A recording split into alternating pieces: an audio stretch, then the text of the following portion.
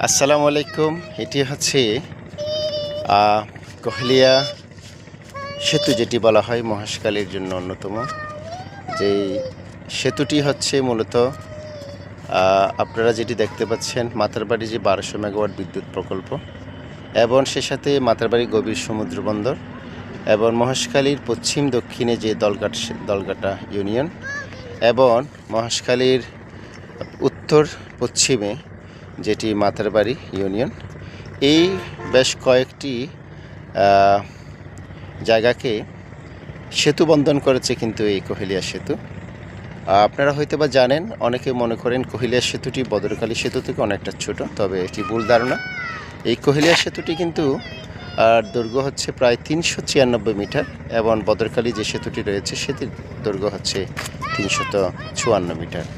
অর্থাৎ বদরকালী সেতু থেকে কোহেলিয়া সেতুর দৈর্ঘ্যটা অনেকটা বড়, কারণ এই সেতুটি যে নির্মাণ করা হয়েছে যে জায়গার উপর, সেটি হচ্ছে কোহেলিয়া নদী।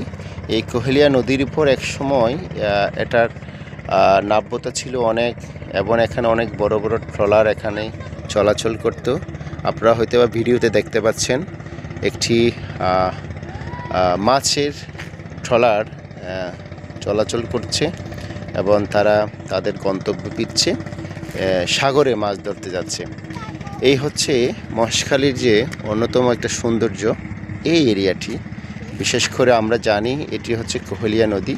এই কোহেলিয়া নদীর উপর কিন্তু নির্ভর করে অনেক কিছু গড়ে উঠেছিল, এবং এক সময় এখানে এই নদীর উপর নির্ভরশীল হয়ে অনেক মানুষ জীবিকায়ন এবং মাছ ধরা থেকে শুরু করে অনেক কিছু এটার উপর ডিপেন্ড করে করা হয়েছিল। এই নদীটি ধীরে ধীরে তার যৌবনত্ব হারাচ্ছে এবং তার নাব্যতা হারাচ্ছে। পলি এসে কিন্তু এই নদীটি দিন দিন ভরে যাচ্ছে। হয়তোবা আপনারা আরেকটা বিষয় লক্ষ্য করেছেন, বাংলাদেশের অন্যতম গভীর সমুদ্র বন্দর মাতারবাড়ি গভীর সমুদ্র বন্দর, এবং 1200 মেগাওয়াট যে তাপবিদ্যুৎ কেন্দ্র, এটি এই দুটি কর্মযজ্ঞ কারণে বিশেষ করে কোহেলিয়া নদীটি অনেকটা ভরাট হয়ে গিয়েছে। এবং সে সাথে আপনারা জানেন, এই সেতুটি নির্মাণ চলাকালীন সময়ে এখানে বেশ কিছু ফিলার তৈরি করা হয়েছিল। সেই ফিলারগুলো উঠিয়ে না নেয় এই সেতুটি ধীরে ধীরে ধীরে ধীরে ধীরে ধীরে এটি ভরাট হয়ে যাচ্ছে। আপনারা হয়তো দেখতে পাচ্ছেন নদীর ঠিক মধ্যখানে এখানে বেশ কিছু গাছ উঠেছে, কারণ এখানে ভরাট হয়ে সেখানে দিন দিন নদীরটা অনেকটা সংকীর্ণ হয়ে যাচ্ছে। এ হচ্ছে আমাদের মহেশখালীর অন্যতম নদী কোহেলিয়া নদীর উপর নির্মিত যে আশেপাশের যে জায়গাগুলো, সেটির অবস্থান আপনাদেরকে জানালাম। ভালো থাকবেন, সুস্থ থাকবেন, আল্লাহ হাফেজ।